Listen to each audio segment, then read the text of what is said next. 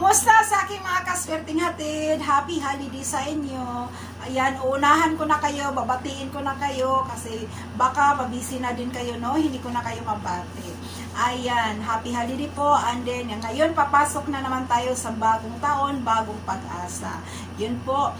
Yan. So, mayroon po tayong mga paraan para po pagpasok natin sa year 2022, ang year of the water tiger. Ayan, mayakap natin ang swerte talaga, no? Kailangan natin yun kasi para sa buong taon na yan, para sa buong taon, magiging masagana po tayo. Ayan, of course, kailangan po natin yung magdasal tayo ng taimtim. Ayan, ito na po yun, ang ating kalendar. So, ang kalendar, para ito'y mag-attract ng swerte sa atin, kailangan, di ba yung mga kalendar pag luma na, huwag nyo i-display yan. Tanggalin talaga ninyo yan kasi malas na yan. Pag yung taon na yan, dumaan na siya, huwag mo na siyang buksan. Yan, itapon na natin yung nakaraang mga kalendar na yan. So, ang bagong kalendar, kailangan, magbukas po tayo ng kalendar na bago, kailangan po, pagsapit ng alas 12 ng gabi. Salubungin pa na, di ba, una po, magdasal po tayo, magpasalamat po tayo sa mahal na Panginoon. Ganun po ang ginagawa ko kasi. Nagpasasalamat ako sa buong taon ng nakaraan, okay ang buong pamilya ko, ayan, hindi kami pinapabayaan tungkol sa financial, sa good health, mga ganun.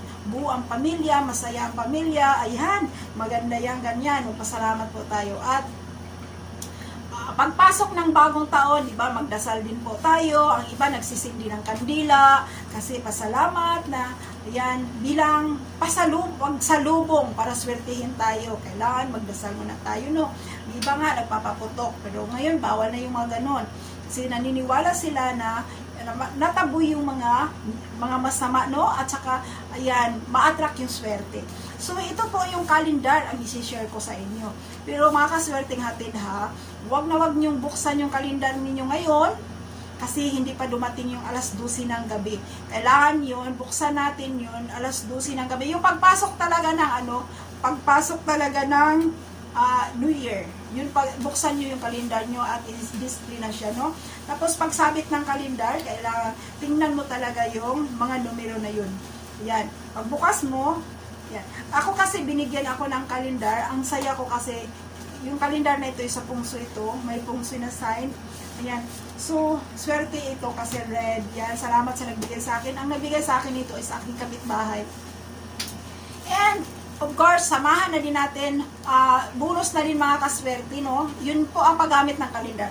So, bonus na rin mga kaswerte, bago po sumapit ang alas 12 ng gabi, maglagay po kayo ng 12 na pieces sa 12 na peraso na ganito po, ha? Ganito talaga. Inuulit ko po ito kasi nag-vlog na ako nito, pero hindi sa New Year. So, ito po ngayon, maglagay po tayo ng 12 na peraso. Ako bumili talaga ako. Bago ito mga kaswerte kasi yung dati ko, gagamitin ko na, pwede ko na siya iluto, no? Kasi isang taon na siya sa misa ko. Ayan. So, ayan, maglagay po tayo ng 12 na ganito sa misa natin. Kasama ito sa mga pamahiin, mga kaswerte. Kasi ang bawang, nag-attract ito ng swerte. Yan, di ba? So, ilagay na ninyo sa misa nyo yun, 12 na piraso, at wag ninyo itong gamitin sa loob ng isang taon. Mga kaswerte, ganun talaga ang pampalihin, no? Pamahiin. Gaya nitong bawang, wag talaga siyang gamitin sa buong taon. Ayan, nakita ko rin ito sa ating celebrity na si Miss Pangilinan. Ayan, naglagay talaga siya ng 12 na pirasong bawang sa kanyang misa. Kasi naniniwala siya, at yun din ang paniwala niya, no? Nagdala ito ng swerte, kasaganaan at abundant. Kailangan ng abundance. Kailangan nandoon lang siya sa table natin, sa misa natin kung saan tayo kumakain. Yung 12 na piraso na bawang. Ayan. Kasama yan sa pagsalubong natin sa bagong taon. So, at ito, yan na nga. Ito yon ang paraan para swerte ang kalendar na nandyan sa'yo. Buksan mo siya pagdating ng alas 12 ng gabi. Ito mga kaswerte, tingnan nyo, hindi ko siya binuksan. Kasi wala pa nga, diba? Wala pang New Year. Buksan ko lang ito pagdating ng alas 12 ng gabi sa pagdating talaga ng New Year. Pagdating talaga ng New Year, yun. Buksan ko na ito. Kaya hindi ko nakita tong anong laman ito sa loob. Basta alam ko kalendar ito at sabi, ano daw to yung sa pungsoy. So masaya ako dahil hilig na talaga tayo sa mga pungsoy. So ayan lang po ang aking may share mga kaswerteng hatid. Ayan. So, ulitin ko po, huwag niyong buksan yung mga kalendaryo ninyo ngayon, ha? Huwag buksan kasi hindi pa tayo, yung iba kasi, nagdi-display na sila ng kalendaryo nila, hindi pa nga natapos yung 2021. Hindi maganda yon. Hindi maganda talaga. Kaya, buksan ninyo ito pag dumating na yung 2022. Kasi yung kalendar na ito, si 2022 naman to. So, yung luma natin, itapo na natin yun. Huwag na nating buksan, huwag na nating balikan para kung ano yung mga malas na naranasan natin, yung hirap natin yung nakaraan, hindi na pwedeng mabalikan. So, yan, di ba? Ayan.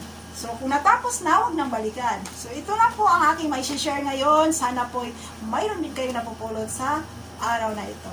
At hanggang dito na lang. At kung bago lang kayo sa aking YouTube channel, huwag kalimutang mag-subscribe at pakihit na rin yung bell button para sa next nating video, notify ko po kayo. So maraming salamat everyone. Happy holiday. And then, Happy New Year in advance. Maraming salamat po. God bless. I love you all. Bye-bye.